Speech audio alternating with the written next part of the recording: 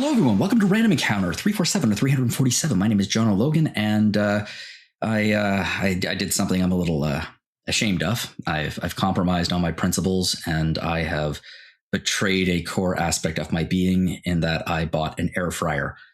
Mr. Sous Vide over here. Yeah, well, sous vide is different. Sous vide is water. This is air. It's completely different things. So yeah, I've always been against air fryers. Amanda and I have we have an oven, a toaster oven that says it has air fryer mode, and we're like, that's good enough. And its performance was not particularly good anyway. Then I visited my parents last summer and their air fryer was there, and I tried it. I was like, God, son of a guy, I like this. This is really, really good.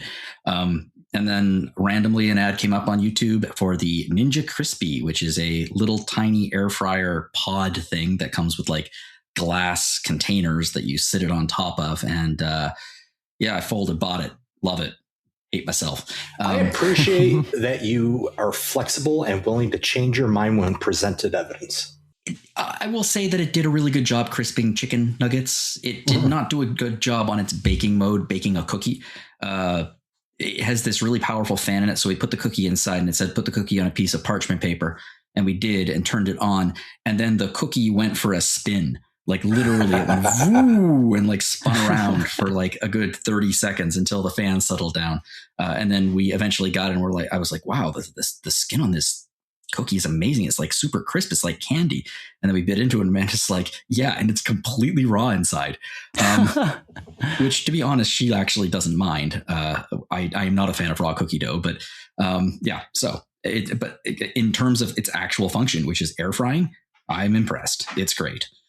I've never heard of anyone using air fryer to bake, though. That's a new one on me. Yeah, it has a bake mode on it. It's a pretty cool little machine.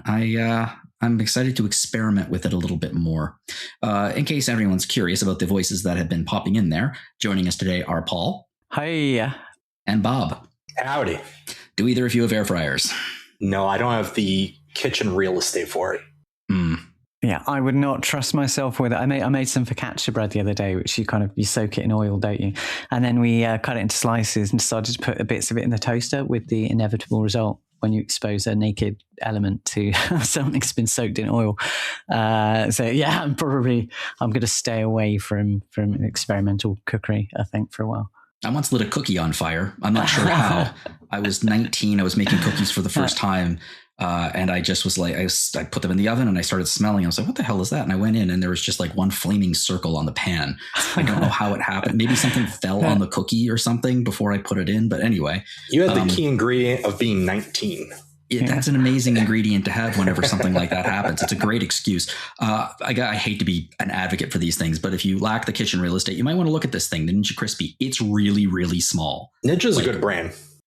It's the most over-engineered thing I've seen for a while. It's over-engineered in a way that I'm like, that's clever, and I hate how clever that is. Also, it's really small, like really, really small, which is the reason why we decided to get it, because we don't have any kitchen real estate either. But I'm impressed with it. I'm very impressed with it. Anyway, we're not here to talk about air fryers or kitchen appliances, although I also did buy a freezer. There's cooking in Alabaster Dawn. There is cooking in Alabaster Dawn. I agree. Damn it. I wish we were talking about it first, because that would have been a good transition.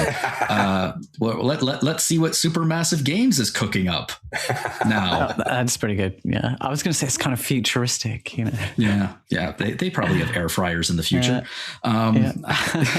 So anyway, we're going to be talking about two games today. And the first one we're talking about is Directive 8020. So just a little bit of background here. Supermassive Games developed this. And Supermassive Games is primarily known for their interactive horror.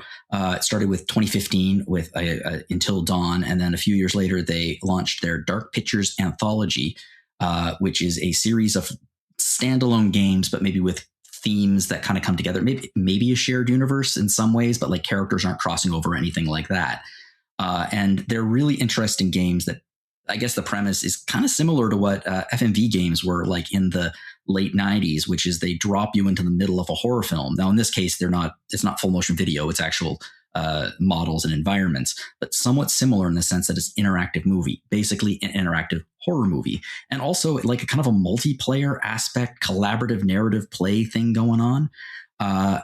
And this is their latest game since I think 2022, when the Quarry was released. I remember talking about that. I think on Didn't here. they do the casting of Frank Stone?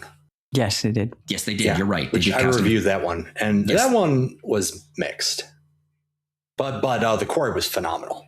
Yeah, these people, they know what they're doing, and Directive 8020 was announced actually way back in 2022, but it got its first official reveal in August 2024, and now it is out, and it is pushing the Dark Pictures Anthology series into a much more sci-fi direction. This takes place on a spaceship in the future, heading towards a colony planet, and it looks real good. So, Paul, you were delving into this. I'm just curious if you have any experience with Supermassive games or the Dark Pictures Anthology in particular. Yeah, the weird thing is I don't. Although I've been looking at them for a long time, and I've been meaning to play everything from Until Dawn onwards. All I've really done is played a little bit of Man of Medan, which I really enjoyed, but my PlayStation Plus subscription ran out while I was in the middle of it, so I never managed to finish it. But what I do have a lot of experience with, I suppose, is this type of game in general, and I would put it in the heritage, really, of exactly, actually, as you said, FMV, but also stretching back 10, 12 years to Telltale Games' offerings with Walking Dead and Tales from the Borderlands and things like that, and even more ongoing franchises like Life is Strange, which has had double exposure, and the latest one, doesn't matter, can't remember.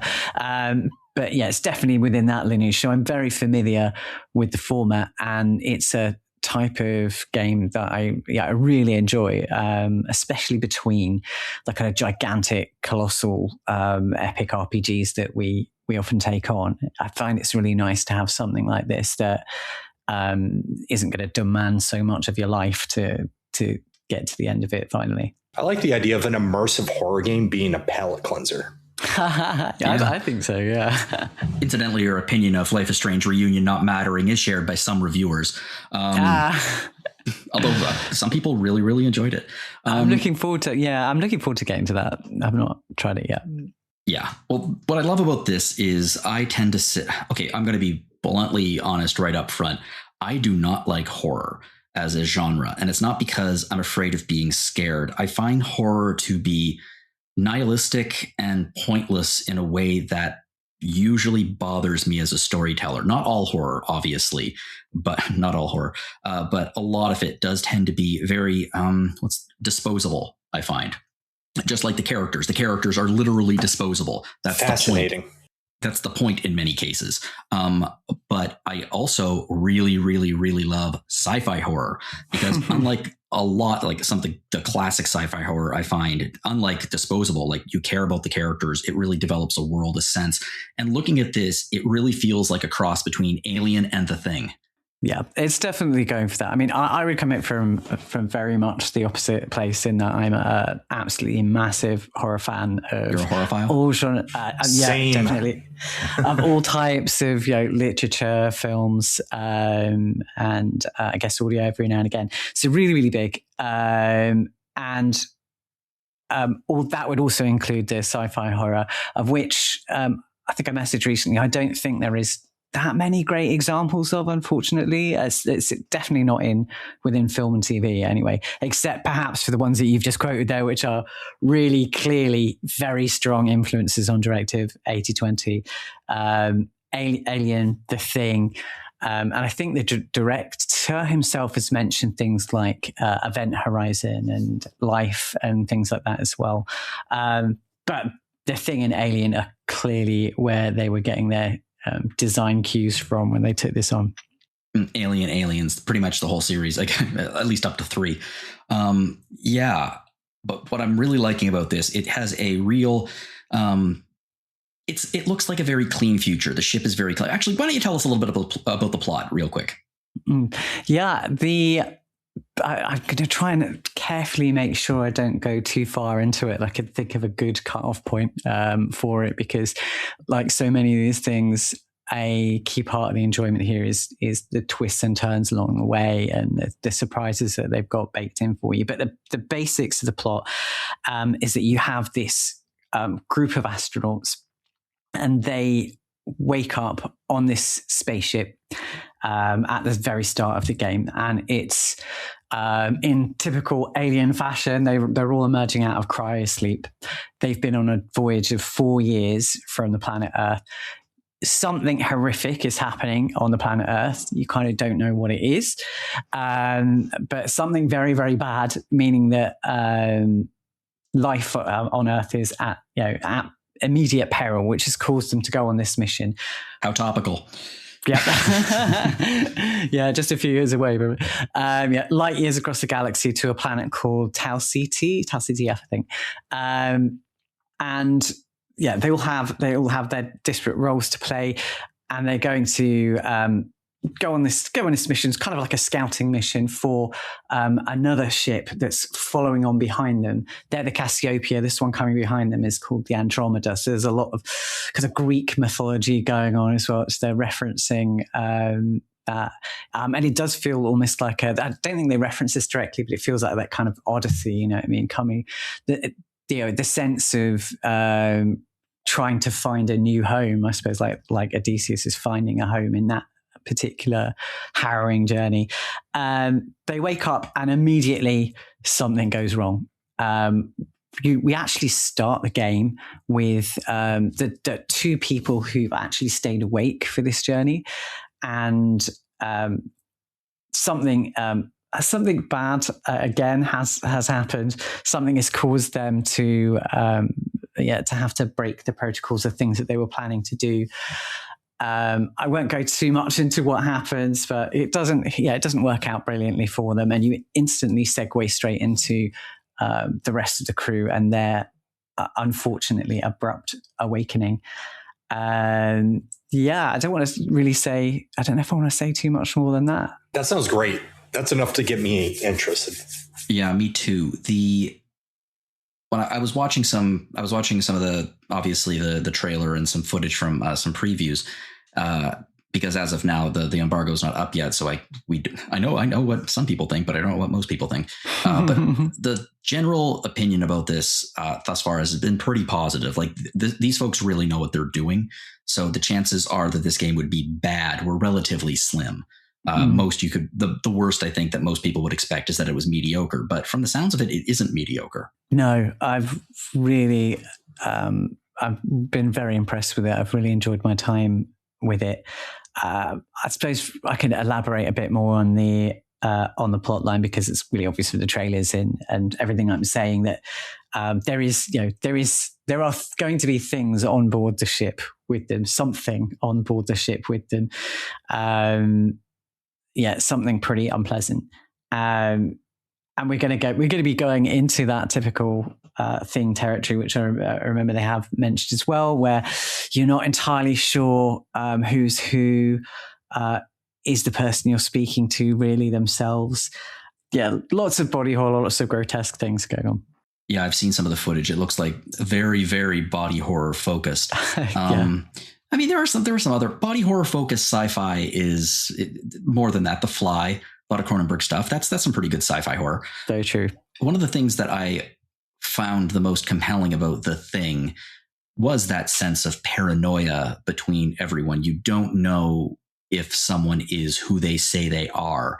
And the thing about aliens, of course, it is that they're in, close quarters. This is a ship. There's no real escape. So there's a sense of building tension there. And when you combine the two, that is something that I think would be really quite compelling. Plus the fact that you're not just looking at a single point of view here. One of the features of Supermassive Games interactive horror is that you jump between characters, you jump between points of view. How do you feel about that? Like in terms of, would you have preferred to have a single point of view character, or is having shared protagonists an interesting way to approach it. It's an interesting one because, as with many of the other Dark Pictures games, which I've been aware of but haven't played, they're each kind of sold on a main actor.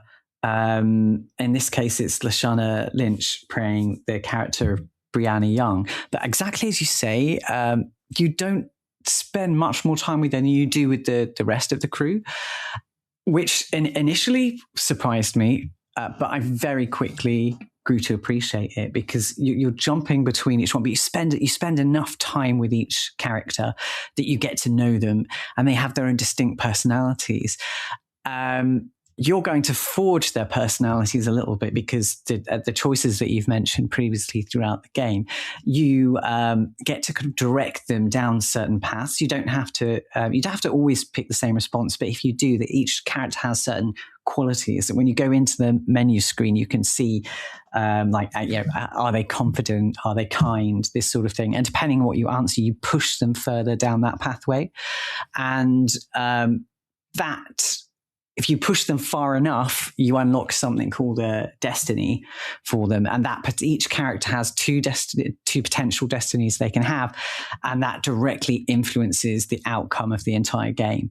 So, keep picking the same type of answer. It's not always immediately clear, but you're going to push them down there. And each character doesn't necessarily have the same two qualities either. So I really enjoyed that. Enjoyed experiencing something different. And sometimes you might be in conflict with one of those characters earlier on, and then suddenly you're being them, which again creates that kind of inherent tension in the whole thing, which drove it along towards the end. I just want to comment as well on the. You're talking about the thing and the not knowing who you're speaking to, and I think that's an inherent part of horror that they've captured perfectly here as well. One is the isolation that you talk about, the need to, in so many forms, whether it's science fiction, whether it's on Earth, you need to disconnect somebody. That's why we like tales set in the 80s where nobody had any mobile phones or anything like that. Yeah, cell phones really destroyed a lot of tension in film. Yeah, that's you'll notice in a lot of horror films, the first thing they do is break the mobile somehow. They kind of do the opposite here in that there's a mechanic where you can, every character has like a comm unit on their arm. You can message other characters, and that messaging keeps you in contact with everyone else. Periodically, they answer. You choose how you're going to respond to them. But sometimes that breaks down. Sometimes you can't contact them, and they play with that in a way that you almost feel isolated in the middle of a crowd with this mechanic. It's a perfect recreation of that atmosphere. They don't, and with the not trusting thing as well, they don't do it too often. They don't overuse it. I was saying that it could become quite tiresome if, like, every other scene you were like, "Oh no, who are you? Can I trust you?" All that kind of stuff. This is a feature of the game in many other areas that they don't overuse one particular ingredient in any sense, in gameplay, in story. And that's one of the things that I've been most impressed with my experience with Directive 8020. Lashana Lynch would probably be best known for her role as Maria Rambeau in the Captain Marvel movies. And also Miss Honey in Matilda. She was great.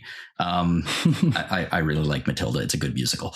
But this cast is very, very talented from what I've seen. The performances are very, very compelling, which is something that Supermassive games are known for, it reminds me a little bit of Remedy, actually, in the sense that it's almost a little bit like a rep theater kind of thing where they bring in actors to play these roles. And I really like how they do that. I really like how it feels like an actor-driven game rather than just mechanics-driven. Yeah, there's a lot of similarities between those two, particularly, unsurprisingly, I suppose, Alan Wake 2. You have between this game is divided into 8 different chapters, and you have a kind of similar sort of chapter structure, don't you, in Alan Wake 2, which I've yet to finish, but I've played a significant amount of. And they use that in a wonderful pacing and one way to influence the pacing of the entire thing. Again, I think it was Directive who said that they specifically, with all the Dark Pictures games, but particularly with this one, I think they want you to have that ability. And I sort of reflect back to my the idea of this as being, as Bob said, a palate cleanser. Each episode is only like, it could, depending on how much you're going to get into it, because there are secrets and things hidden around that you can find, but it's going to take you maybe a couple of hours or something like that to get through each one, and that's just enough time to just have a burst of narrative, burst of gameplay, and maybe not too much, because I find it's particularly as I get a little older as well. It can be difficult to sustain this kind of atmosphere for much longer than that time. And yeah, they've done that so well. And similar to Alan Wake 2 as well, you'll have those long sections of narrative choice where you're having the conversations, you're having those discussions with the other characters, you're making these massive choices. And that's most of the time, that's your kind of time to pull back, to kind of relax a little bit before you're hit with some real adrenaline pumping sequence. And that can be one of a couple of different ways they use the typical quick time events, which I know some people are not keen. I would say if you don't like quick time events, probably don't play this or anything or anything like it. But I'm okay with them. I think it adds a lot to it. But they also have these new stealth sections as well.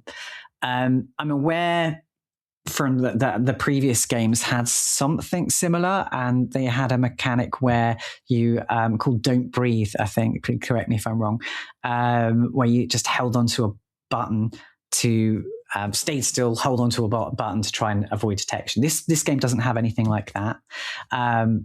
But it does have stealth sections where you have full control of the character, of the camera, unlike earlier entries. I'm not going to say these stealth sections are going to rival anything like in Metal Gear or something like that. You're not looking for that level of complexity. But again, you are looking at something that interrupts the flow, interrupts the pacing, gives you something different. The enemy detection isn't frustrating or anything like that. It's not so, to be honest, the type of people that are going to pick up this game in mostly are probably not going to be hardcore stealth people. So having something that's kind of easy to adjust to, and there are difficulty levels, so you can make it harder or easier for yourself. Again, it's a brilliant interruption of your typical Telltale Games Life is Strange kind of experience. It makes it a bit different. It makes it tenser. And yes, I was nearly crying in some sections, to be honest with you now. even though they're not that superly extremely difficult, I'm still found myself on edge for a lot of the time that I was playing. I wanted to go back for a second to Remedy Games and the comparison there, because like you said, this is almost more so than a horror movie. This almost feels like a horror series, like an episodic horror series, I think. And a long time ago, one of Remedy's forgotten games, actually, in 2016 was Quantum Break, and it was structured exactly like a television show. Actually, they produced a television show in the show itself. Like between each episode that you'd play, you could sit down and watch like a full length, fully produced TV show featuring other characters who you've met. I think that game was a lot more influential than we really give it credit in terms of developing that sort of style of storytelling and translating television into games. And it seems like this and other games in this series have kind of picked up that baton. Yeah, I fully agree with that. I think I also loved Quantum Break and thought that it was at the time the regard for it, but I kind of felt the same way about the original Alan Wake when it came out as well. Was much Quantum less Break's underrated personally, but yeah, I would say that. And that's a difficult thing to define, isn't it? But I would say that. And this game is similar in the sense that you don't have the live action sections like you did in Quantum Break and like you have in Alan Wake 2, but you're doing everything in engine. And nowadays, with the way that graphics have advanced in the last 20 years, doing it all in engine, it's almost the same, really. You don't need to do full motion video anymore. You can if you're looking for a stylistic choice, but you don't really need to. Like the actors you're looking at on screen are pretty damn close to the actors as they really exist, especially with motion capture. Yeah, there's a little bit occasionally of uncanny valley, and I'm sure Supermassive's budget maybe isn't as colossal as maybe some first party giant like Death Stranding 2 or something like that. But you quickly forget that. You're drawn in by the quality of the motion capture and the quality of the performances from each of these people. I don't think there is a bad performance in this game. As you said, really well-regarded cast, particularly I think, particularly Danny Sapani is Nolan Stafford, and this is the commander of the voyage, is excellent. But everyone is great. I'm just thinking we have the and contrasting, as I said, in characters as well. You kind of have a senior mission officer, Laura Isley, who's played by Lottie Verbeek, and she is much more. Again, she can change slightly depending on your choices, but she's much more of the kind of icy scientific type character who's primarily motivated by the mission, and she's contrasted with the medical specialist, so a doctor, Samantha Coopy, played by Anna Leong Brophy, who, depending on what choices you make, can be very very entertaining, very funny, and these two things bring her into direct conflict with Isley. So having that was so important. I think if any of these people had been they're weak, you've basically lost the entire game, I think. You could probably say the same, as you said, from any of the Remedy titles as well. They're not, luckily, they work really well with each other. And I would say I've tried a few of the different pathways as well. And I say that is, it's maintained no matter what choice you make. I think in some games you get the feeling there's like almost they want you to go down a canon route in a way. There's some choices that will be better than others. I mean, some might meet your personal taste more than others, but I didn't ever at any stage get the feeling like, okay, we've just got to create some extra content now. This is this is a little, you can do this, but we'd rather you didn't. And there's none of that. Everything is consequential, I would say. Well, speaking about choice, one of the things about these games is that, yes, there are, you make choices as you go through. However, in this game, I've read it makes being able to backtrack, explore different choices, take a look at other possibilities much, much, much easier than it was in some of the prior games in the series. Did you find that? Like, how I guess, user-friendly is that system? I think they've, again, as I've read from some of the interviews on this, they've used the data from the previous games to see how people played, what they felt about it. And generally, there were a lot of people who were, giving up immediately after one of their favorite characters died, or alternatively, not experiencing as much of the game as they would like because they weren't going at it for a second time. They were just doing it once. And I can relate to that because with a lot of choice games, I kind of think sometimes, barrel through it once and think that's kind of my canon. That's my own personal canon story.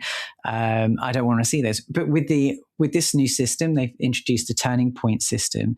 It really does make it so easy. You can instantly rewind to any point that you've experienced so far, even immediately after you've done it, and make a different choice. You messed up, somebody died. You're not cool with that. Immediately go back and change it. They offer another mode as well called Survivor mode, which is kind of more, in a way, it's more classic. Like, you cannot do any of this turning point stuff until you actually reach the end of the game. And I also kind of feel that that's a good way to play as well. I didn't do that. But it feels a bit more pure in a way. You kind of have to live with your choices.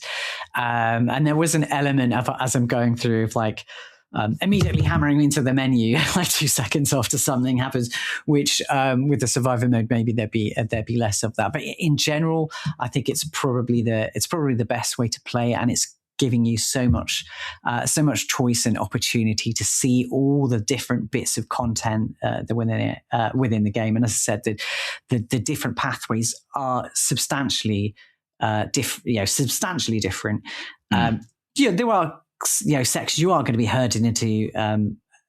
So content that is essentially the same. Obviously the nature of these things that there has to be going somewhere. Some things have to be united. But yeah, the new turning point system, I think, is something I hope they keep going with that in future titles, because I really think it does improve the overall experience. Last question for you before we go out here. So clearly you enjoyed this. Did you enjoy this with anybody else? Because that's one of the nice things about this game, this style, is that it is multiplayer without being multiplayer. I didn't play the multiplayer, I will say that. I did play most of it with my wife watching it. So she, although she didn't have a controller, she had, there was a lot of input there, and we were often both involved, just both screaming at the same time and jumping around the room.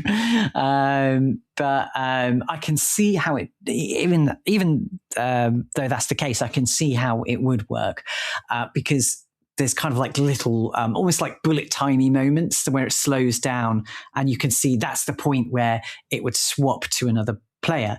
I think the multiplayer variety assigns different characters to different people, and then you take over at that point. I can imagine that being just a really fantastic way to spend some time with a few friends. And anything, I'm a huge proponent of couch co-op as well. Coming from the age when you did gather around with your friends and you weren't doing it through a broadband connection, you weren't actually physically present. I think encouraging a bit more of that. I've got nothing against online gaming and everything, but bring some friends around, having some food or something and playing this would be a brilliant way to pass a Saturday night, I think. Makes sense to me. Well, thank you very much, Paul, for playing through this and enjoying it as much as you clearly did. I'm really, really glad about that. This is a company that I probably will never play one of their games because, again, I don't much care to be scared right now. However, the fact that they exist makes me genuinely quite happy, and I hope they hit new levels of success with this particular one. We're going to move on now from horror in space to, I guess, what would you classify this as, Bob? Horror would you classify from space? Horror from space? Yeah, that would be good. Yeah. Similar, like kind of misshapen things are perverting the landscape. And this game is, I'm breaking one of my own, I wouldn't call it a rule, but guidelines about this. And it's early access. It's called Alabaster Dawn. So I'll give you a little bit of history here. So Alabaster Dawn has been developed by Radical Fish Games. They are a game development studio based in Germany, and they are best known for their debut title, CrossCode. And I love CrossCode. I know, Bob, you love CrossCode. Absolutely. One of my favorites of all time of any game.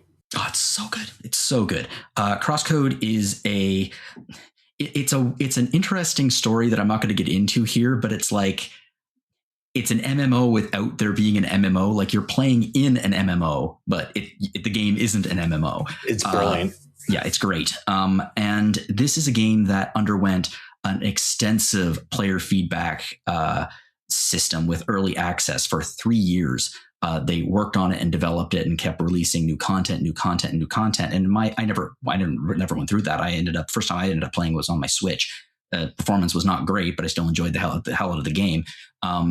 And then they released some DLC for CrossCode, A New Home. And then they started working on their new game that they announced in 2024. And it was a 2.5D pixel art action RPG called Alabaster Dawn, which very much grabbed, really, really picked up where CrossCode left off in terms of the mechanics. And it just looked fabulous. I was very, very excited for it. And then finally, it entered early access. So it just was released a couple of days ago. So we are in for another 2 to 3 year period of like the game being refined and worked on and everything. But I just was too damn tempted. I really wanted to play this because I loved CrossCode so much. And Bob, you did an impression piece for this. Just give me a very brief impression of what you thought. It was good. Yeah, it was good. It was very good. We could probably end it there, but we might as well give them a little bit more. Might as well give them more. One of the beautiful things about CrossCode is just how effortlessly it managed to capture retro game energy while not being a retro game in and of itself. And I feel like Alabaster Dawn has managed to do that. Actually, even in a way, even more so. The game is 2.5D now instead of purely 2D, but it still uses pixel style art. So everything still looks very much Super Nintendo. I wouldn't call it HD 2D, but like a little bit inspired by it. And it still looks like a Super Nintendo game. It just looks like a really, really amazing Super Nintendo game. And I really, really had a great time with this. I think it looks fantastic, but the key is how it plays. How does it play, Bob? I mean, it's, action RPG top down, you're dodging foreseen attacks in the field. Opponent starts spinning up, they're going to launch at you. So you move out of the way and you counterattack. That's a lot of the game. And you're not just spamming an attack button. You could do that and you could get away with it initially, but eventually you customize your weapon, your skill set, and you have to start thinking a little bit more about how you approach the enemy. And you got to get some muscle memory in there with the different combos, delaying inputs, holding down buttons. And there's a tool for every enemy you run into or combination of enemies you run into. So you really need to understand your entire toolkit or you're going to start beating your head up against the wall. I would say that in terms of the game's mechanics, it is very much a mashup between the puzzle solving of The Legend of Zelda, the sword-based combat of Secret of Mana, and a bullet hell shooter. At times it can feel like a bullet hell, for sure, which is kind of cool. And that's the other great thing about this game is there's so many different ways that they approach combat. And it's not entirely dependent on you. I would say it's more dependent on the layout of the environment and the combination of enemies they throw at you, which again is a lot like CrossCode. I think that's a lot of what made that so fun to play is like it's like a puzzle every single battle, but you have to be very good at the action aspect of it. I found the second I started playing the game, I was very, very much at home with the combat, which is a combination of like a Zelda or a Secret of Mana style game where you have a sword or like a hammer and you're attacking enemies. But then by using the right thumbstick, you can pull out your ranged weapon and fire it at faraway enemies or things that are attacking you on like hillsides, things like that. It's the combination of the two which creates a very not just engaging, but like the combat really pulls you in because there is so much happening on screen at once. And I think part of the magic trick of both CrossCode and this is it doesn't feel overwhelming. Yeah, I mean, it can feel overwhelming by the end of the early access, okay, but that's your clue that you need to start doing things a little bit differently. And as I say in the preview, get good. You just got to like figure out the systems. And once you become more comfortable with your toolkit, it's not that everything else slows down. It's that you just understand the flow of combat, so it feels less intense. And you hit this flow state, which is so lovely about all of the design behind Radical Fish games. The other thing I was going to say earlier is like, I don't have a thumbstick on my mouse and keyboard. So I just did my best with my left and right click and the thumb buttons on my mouse to figure out how to do the combat, because I generally tend to be a mouse and keyboard guy. And I think that's an important detail. I know some folks out there like me, it's like, do I play this with a controller or do I play it with a mouse and keyboard? And for games like this, where I got to like control reticle or I'm doing some sort of targeting in a 360 pattern, I'm always mouse and keyboard. And I think it's cool that you were at home with the controller and I'm at home with the mouse and keyboard, because I think that also speaks to Radical Fish Games' design technique and accessibility for all players. Yes, I agree 100%. I looked at some footage of people playing online with a mouse and keyboard, and it looked just as smooth as it felt when I was using my controller. Really, really smart implementation of controls for both. Let's get into just a little bit of background about what we're dealing with here. Like we said, it is early access, so early days in terms of plot. But I have to say that it's a rather engaging start. Yeah. So, I mean, how do you even make a good start? I think for a lot of these games, how do you hook the player in immediately? And then there's always how do you finish the game? Those are probably the two hardest things I imagine a lot of designers go through. For me, the beginning of this game is one of the best I've played in any game, just in terms of like storytelling and impact and direction. I would say direction is really the key here. And I don't want to spoil too much because it's better you experience it than hear me talk about it. But within 10 minutes of you meeting the characters in this game, something like earth-shattering happens, and it's such huge drama, and the way the camera moves, the way everything just happens all at once, and the animation of the pixel art just makes it so powerful. And I got a little misty-eyed, to be completely honest with you. Like it hit me hard. I was like, oh man. And then we meet our actual protagonist, and it was just an incredible opening. This is something similar. It's a bit of a magic trick, and it's actually something very similar to what they did with CrossCode, where CrossCode opens up with you learn the basic mechanics of the game with a completely different character than your main character.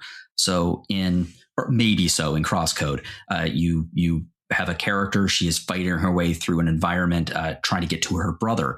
And then a few minutes later, someone who looks exactly like her wakes up on a ship. Now here, it's a little bit different, where you are you are the leader of a group of, I guess, fighters who are trying to fight against Numera and their Herald Nyx, which is basically a meteor that landed in the world and is basically infecting everything, corrupting everything.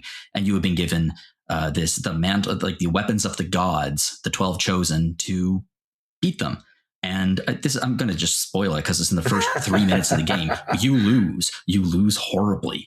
I was going to say it's kind of interesting that Directive 8020 takes a similar sort of thing. The characters that you play right at the beginning are your kind of tutorial characters. So it's very same sort of story structure to here. So it's fascinating to see that structure. Well, I'm assuming that they're running away from Nyx. So really, the two games are connected. It's really not. It's one universe. It's one universe. Big collab project. Dark Anthology universe shared with Alabaster Dawn. Okay. Yeah, you're right, Bob. It's a great opening sequence. And then you get into the actual gameplay. And I found their choice of protagonist really interesting because Leah was very much a fish out of water in CrossCode, who couldn't talk. Didn't have a method of communication aside from a very expressive face. But weirdly was very confident in herself and her abilities, like trying to figure out who she is. But like I always felt she had like a little bit of air of like knowing what she could do. Whereas the protagonist in this game, Juno, I found they really pick someone who lacks any amount of self-confidence at all, which is going to give them a really great place to go later with the story. Yeah. And that's one of the things I love about Radical Fish games. I thought maybe it was a one-off with CrossCode, because how do you tell a story so well? And it's the art of like giving players a little bit to chew on, a little sneak to see, oh, there's a backstory here, or hey, there's something going on you don't know about, player. But they don't do it in a frustrating way where everything's a mystery and then you don't find out anything until the very end of the game. It's like they give you little breadcrumbs and like, okay, here's a little taste of this, a little taste of that. And then you get some answers and a little taste of more mystery. And they're doing the exact same thing here in Alabaster Dawn, which I absolutely love, because I'm immediately like trying to figure out what is her backstory. I've got like 5 different scenarios in my head. Like, why did they show that scene? What did they mean when they said that? Why did she have trouble doing this? And it's fantastic storytelling, which is combined with the music and the artwork and the animation and the plot. And it's just like the whole package works so well together. I agree. Another thing that this game takes a very different tack than CrossCode, in that CrossCode's story and world, the stakes were actually quite personal for Leah, who is the central the central mechanics, like who is Leah, why does she have amnesia, why can she not speak, that kind of thing. But it was taking place in an MMO, which was populated by people who are sitting at home playing an MMO, and you would be involved in that. You'd be going on raids and things like that. So the stakes of the game itself, at least off the top, were very, very small. Here, the stakes are huge because it's literally you are fighting to recover your planet from this alien invasion, essentially. Yeah, so I find that so fascinating because you're right. The stakes are obviously higher. I mean, you're trying to like re-terraform your planet. It's huge. You're trying to basically return humanity back from the brink of destruction. But in CrossCode, it's super low stakes comparatively. At the same time, Alabaster Dawn does not feel heavy. For as heavy as the plot certainly seems, especially the way you expressed it, which is entirely accurate. The presentation and the way the characters speak, like when you go through the game, you gradually get rid of the Numera and you re-terraform, like plants grow back and, people are able to rebuild their homes and all that. They speak so casually and they speak as if there's so little urgency. Like, yeah, they want food, they want to be able to fish it and all that again. But it's said in a way that does not feel like there's despair in the world, which I find like a fascinating choice because it's almost a mismatch with the plot, what you're actually doing. You'd think they would be like terrified or traumatized, but it's delivered in a way that is consistent with the aesthetic, which I think is the right choice. Yeah, I think it was too. And the gameplay loop itself, it ties into that, her personal struggle, but also the struggle for the planet. And you do mention that it is a satisfying gameplay loop that you think could possibly become formulaic, but it doesn't necessarily feel like it. So formulaic has so many negative connotations to it, right? It smacks of like laziness. There's no depth to it. You're just doing the same thing over and over again. But it doesn't feel that way just because, I mean, for a lot of reasons. One, the puzzles are satisfying. The boss fights are very difficult. The difficulty ramps up very quickly in the early access. Even the small battles, while I never lost against a small battle, I definitely had to work for all of my successes, especially in the second half. But they do sneak in a little surprises. Like there's a series of trials you have to do in order to earn new weapons, which seems like it's part of a very linear core path. But I think that's also because this is early access. I think there's potential here for this to become almost an open world, or maybe for it to be a little more open-ended. But being that it's early access and players only have access to 5 to 10 hours of gameplay, I think it's going to feel that way. But I have faith that the developers absolutely know what they're doing. And then you're going to have the opportunity to really expand, especially as you get new skill sets and you can navigate the world differently, tear down some obstacles that you can play the way you want to play. Yeah. And alongside that, you have different weapons besides just, your sword and your gun, essentially. You eventually get yourself a hammer, which you'd expect is nice and big and slow, but it really does impact the way the combat plays out because there are some enemies that you need to use your hammer for in order to hurt them properly because they're big, covered in rocks, that kind of thing. And the same thing with the sword. Eventually, you'll get used to using the hammer because this dungeon has a bunch of shelled enemies. You're like, okay, need the hammer, I guess. So you almost forget about the sword. Like, okay, that's like my old weapon. But then you end up fighting enemies that are leafy. And you're like, well, the hammer's not as good against leaf enemies, I guess. So I need to start using the sword. And then they have other elements that they introduce. So, okay, you can use your sword and your gun against these enemies using a different element.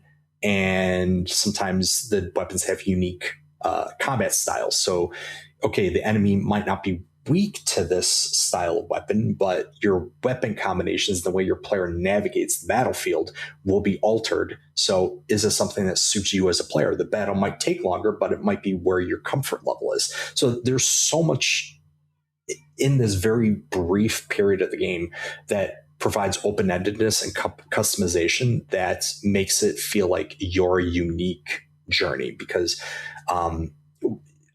there might be a theoretically optimal way of approaching every battle given weaknesses and whatnot. It might not be a play style that suits you. And there are ways to augment that as well to make your situation a little bit easier in that the game does have I wouldn't say an equipment system in the same sense of a lot of RPGs where you can equip armor and stuff like that, but you can augment your weapons. Each individual weapon levels up over time alongside you, so you can get new skills, new abilities. And that is really key to, as you say, later in the early access when some of the boss characters start getting a little bit tougher.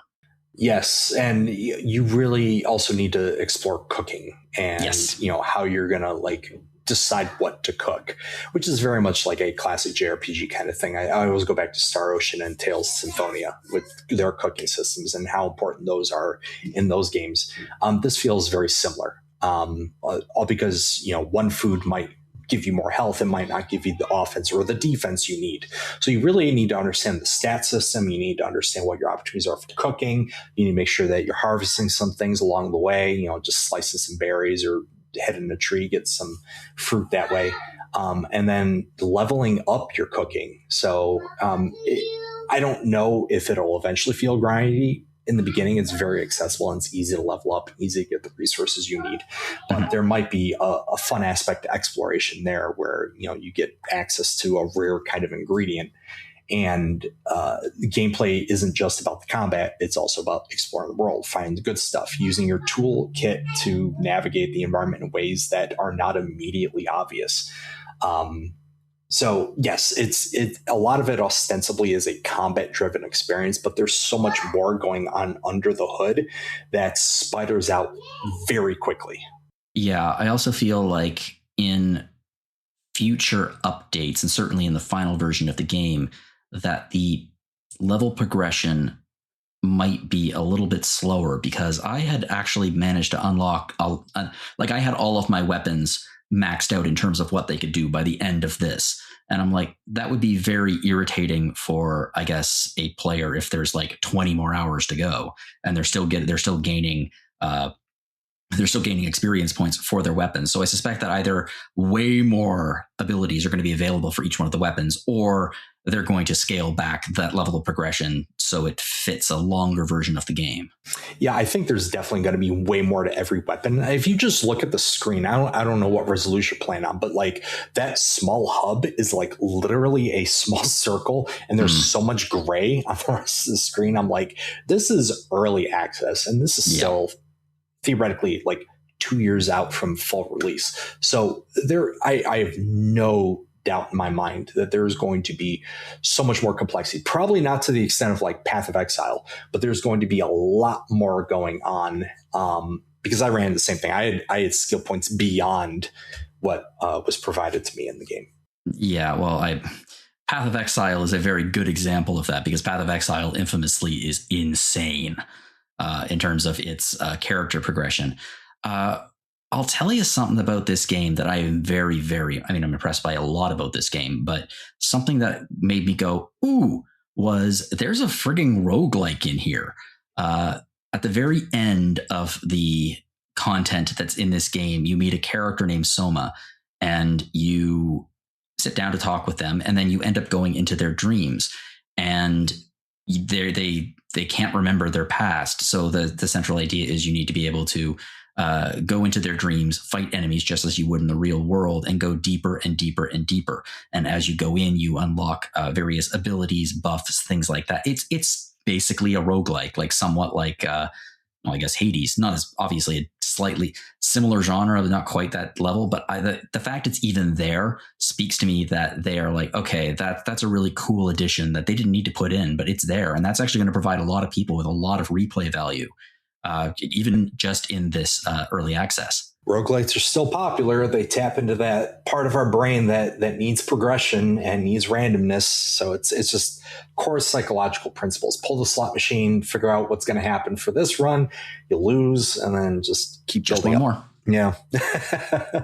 So it's smart. Yeah, there's a lot of it. There, for an early access, I have to say there's a lot here. Yes. Like a lot. There are some games that are that don't include even remotely this much for their final release. And just the level of polish that has been put on it thus far. Now, I will say there are moments where you will literally notice that it is early access, in the sense that you will talk to a character and like a dev message will pop up saying, we're going to write this later. And you'll be like, or there will be like a weird asset that's missing in the environment. Like I don't know if you noticed, but there was one where I was walking by something and there was just like a black block in front. Yeah, there was just a black block in front of like an obvious gateway that's going to be a door at some point. And I was like, okay, that's it. It didn't look like a bug. It looked genuinely like okay, they haven't finished that yet. That's cool. I used a key that is obviously a rare consumable to gain access to something. And there was literally a sign that just said, sorry, you wasted your key here. This isn't added yet. I'm like, that's really funny. Yeah, there are keys. And the structure of the game is in some ways very similar to CrossCode in the sense, again, with greater stakes, whereas CrossCode, you'd enter into various temples playing the MMO, like and learning the lore of the MMO. That was invented. It wasn't real. But in these temples, you would play, you would have puzzles. There would, basically, each temple would be a puzzle box. That's the same thing here, where you go into these trial temples and you are playing these puzzles. I found that most of the puzzles were very fair. I did find one or two that just made me go, they're going to change that. They've got to change that because that's just dumb.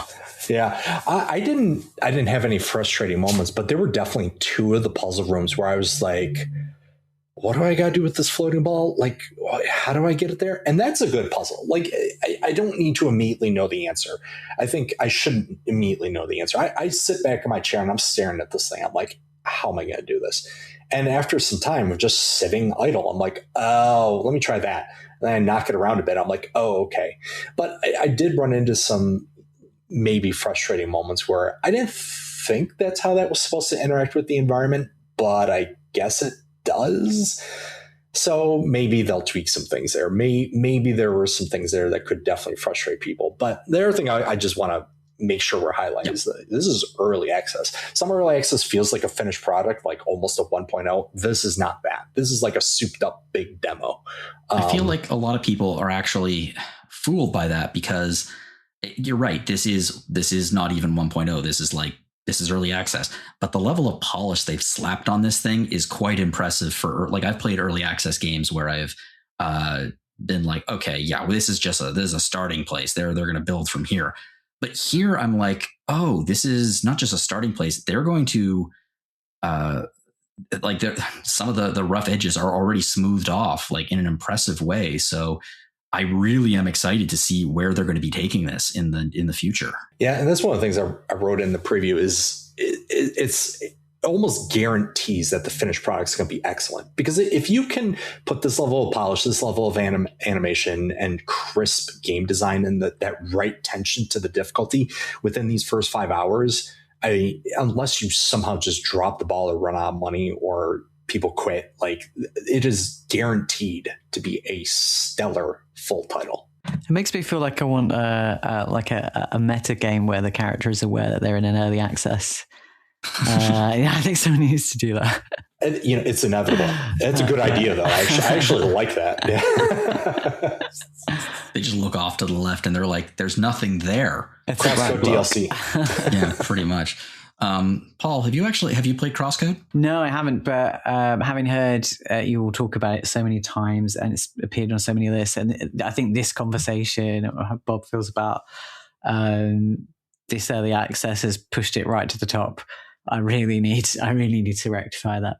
It doesn't look like much on the surface. Like you might see some CrossCode stuff and be like, it looks fine. It looks like a lot of other retro titles, but it is one of my very few 10 out of 10s. They absolutely nailed that game. It is near perfection. Yeah, it does characterization especially very well. You really do start caring about the characters in a very real way. And I think that's also the case in Alabaster Dawn, where we haven't learned that much about these characters, but I think we're already getting involved in their struggles and the questions that have been asked that we don't have the answers to yet. Who knows? Maybe the devs don't even have the answers to those questions yet. But I know for one thing, I'm going to be investing a lot of time in this game once it's done. Oh, absolutely. Without a doubt. And I will wait as long as it takes. Devs, if you're listening, take your time with this. We will wait. I was just going to say, does the early access have a good stopping point? Does it feel like, do you feel satisfied with where it's ended, considering you mentioned there might be like a 2-year time frame for getting the rest of it? it's an intuitive stopping point. Like you don't feel like you're in the middle of something and then it stops, but it hurts because you just want to finish playing the game. Like you have to stop because there's no more content, but I desperately want to keep playing. See, I disagree a little bit with that. I kind of wish they ended on a boss fight. I wish they ended at a more natural narrative point, because you start a quest and you're not into the quest. It's like literally you start a quest and you're told to go off to the left, and you start going off to the left, and then you walk off screen, and then basically a message pops up saying, thanks for playing, come back later. And then you walk back to the screen where you originally were. I kind of wish they had ended it on a narrative high. I wish they had ended it on the end of the quest before the quest they give you, if that makes sense. Do you think they're going to like not release any more content until it's fully released, or do you think it's one of those things where it'll grow over the course of the early access?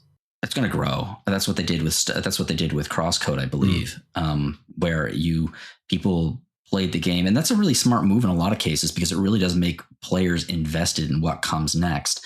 And they have done it before, so I don't think it's going to be a situation where there's poor communication, where there's poor. There are things that are released that really shouldn't be. That are like, why do they even bother? They've done this before successfully, and the fact they've done it successfully gives me a great deal of hope that they are about to pull off a pretty good progression. Unless something amazing happens or something I cannot miss, I suspect that I am going to be waiting for the 2 years until the full version of the game is released, because God, I hate running out of game. Yep. Same way. And I was the same way with Hades 2. Like I didn't touch Hades 2. I wrote the preview for it. I did not touch it again until it was fully released. Because I can't like get back into it and then get jerked out of it. Like I don't want that kind of whiplash. Like it just hurts because I love it. And then I don't want it to even negatively affect my full experience, where I look back on it with a little bit of resentment. It's like, I had to stop, go. I'm just going to wait. Like you got me, you hooked me. I will wait. Yeah. Same thing happened to me with Rogue Legacy 2, where I was like, wow, this is great. And then I just entered the next biome and I'm like, oh, and that's it. Okay. Well, that's sad. But you know what? I have faith they're going to pull this off. And to anyone out there who's questioning, like, should I buy this right now? I mean, if you love the developer and you really liked CrossCode, I would say it's a no-brainer, because you will eventually be playing the game. There's no doubt that this thing is going to be orphaned or abandoned. You will get the game eventually. And oftentimes that little extra bit of money coming out for early access can really help the devs. I'm not suggesting that, if you don't want it, if you want to wait. But I had an awful lot of fun with this right now. Yeah, and that's why actually I was okay previewing it, because I'm like you. I don't do early access games. It's almost a rule for me. Like I exceedingly rarely will buy an early access game. I just want to play the finished thing. I don't want to see things rebalance after I got used to a system or whatever. But because I love the devs and because I love CrossCode and I want to support them, I wanted to make sure we put out something to support this game and get the word out, because it absolutely deserves your support. It's not like pre-ordering an EA game or something like that. This is an indie dev, and they could use your support. So if you were so inclined, I would encourage you to purchase it. Yeah, this isn't Kickstarter. You're going to get value for your money, because there is an awful lot of game here already. And there is so much more that's promised. And if it's at this quality, it's going to be something else. All right. Well, we're not going to do a discussion question today because those conversations ran a little bit long. But if you're looking for a way to support us here at RPG Fan, we've opened up a store. You can find it at www.rpgfan.com/shop. If you're looking for mugs, I was drinking from my RPG Fan mug earlier today. Just check it out. Lots of stuff on there. Another way you can support us is to check out our past episodes of Random Encounter. In our last episode, we were actually taking a look at some older games that had just received new big updates. Starfield and Pillars of Eternity. Bob, I know that you are a big Pillars of Eternity fan. Have you tried turn-based mode yet? No, I have not. It's one of those things where, as much as I love Pillars of Eternity, it's like a 9 out of 10 for me. There's new games. I can't go back to old games. I gotta keep going forward. Yeah, I understand where you're coming from. It's not an easy ask. It's a big game. Actually, before I talk about retro, I will say that one way that I found to enhance my enjoyment of older games and get over that I have too many games to play, I can't just play this, I need to do something else, is ROM hacking. I think I mentioned last few, I've been really into ROM hacking lately, and I found a really great one called Final Fantasy IV Ultima Plus. And it's still Final Fantasy IV, but it's just with a ton of new, very, very lore-friendly additions, extra bosses, some new dungeons, things like that. It's great. It's really, really good. If there are any Final Fantasy IV fans out there who are like wanting a glimmer of almost what it felt like to play the game again for the first time, Final Fantasy IV Ultima Plus is a real great way to do it. So I'm just wanted to throw that out there. Is that a finished ROM hack? It's done. Final Fantasy IV Ultima was released years ago, and last year, I think, or maybe it was even this year, the same group had been working on it for a few more years, and they had released a new version of it, Final Fantasy Ultima Plus, which is the original, but with even more additions and new things and refined mechanics and better boss behavior. There are some tough frigging bosses in this, like really tough bosses. You cannot just like with Final Fantasy IV and pretty much every Final Fantasy, you can just get your characters up to about level 85, and then at that point you can bulldoze everybody. Like no one is in your way, even the final boss. Here, that's not the case. You've got to be real smart about equipment, about buffing, debuffs. Like it's a challenge. Really enjoying it a lot. I'm almost done. I've almost beaten it. Yeah, I'm right in the middle of my first playthrough of Final Fantasy IV, and I can see why people will want to revisit it. It feels like the first. I think we were discussing it on the other on Retro, but it does feel like the first time that Final Fantasy really becomes what we know it to be. What it is. Later on. Where are you at out of curiosity? It's been a while. I can't remember. I think I'm roughly halfway. Roughly halfway. Yeah, roughly halfway. That's cool. Yeah, and there are actually a lot of different. I mean, obviously there are tons of ROM hacks for everything out there. Incidentally, I think I mentioned last week, Super Mario 3 Mix is holy crap. It's good.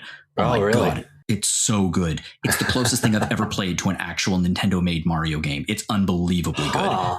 And balanced too. It's not a Kaizo hack. It's like the challenge level, it properly goes up. It's everything I wanted in a classic Mario game with physics that I love, but I highly recommend it to everyone. What's it called again? Final Fantasy 3 Mix. Although who knows, maybe there will be one. No, Super Mario 3 Mix. Okay. The number 3 with the word mix after it. Yeah. So good, Bob. Okay, well, moving on now. We were just talking about retro games of a sort, and we're talking about Retro Encounter. Actually, they're talking about what some might call the most underrated Final Fantasy game of all time, Final Fantasy VIII, and what some might call the most overrated Final Fantasy game of all time, Final Fantasy VIII. That's me. It's a polarizing freaking game. Some people love it, some people hate it, and there's very few people. I don't know. I'm not on the crap train. I'm on the I'd like to see it remade. I would play it if it was remade. And I love it.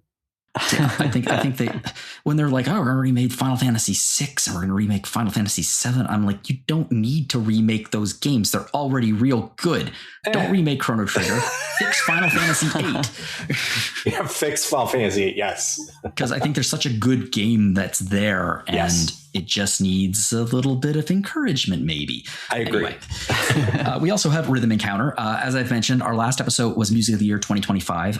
We have a bit of a backlog. We have a few episodes that are recorded that just need to be edited, and once they are there, I'll give you a heads up. If you'd like to get in contact with us here, you can fire us off a message at podcast@rpgfan.com. I would love to hear from you if you have any ideas for future discussion questions. We've actually been skipping those the last few weeks because the conversations have run a bit long, but if you have any good ideas for one, fire one off to me. If you'd like to send me an email, you can do so at my email, jlogan@rpgfan.com, and you can also find me on Blue Sky at johnologan.bluesky.social. Paul, where can we find you online? I am at Lord Spiral on the Discord, and on Blue Sky I am Paul Skevington.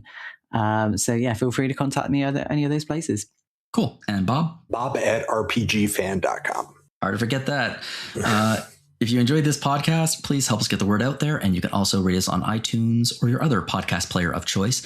Paul, Bob, thank you very much for joining me today. I know time zone shenanigans can be tricky sometimes, so I'm really glad that we worked this out and we could all record together. Thank you. It was fun. Yeah, thank you both. It's been great. Absolutely. And to everybody out there, whatever you are playing, have fun.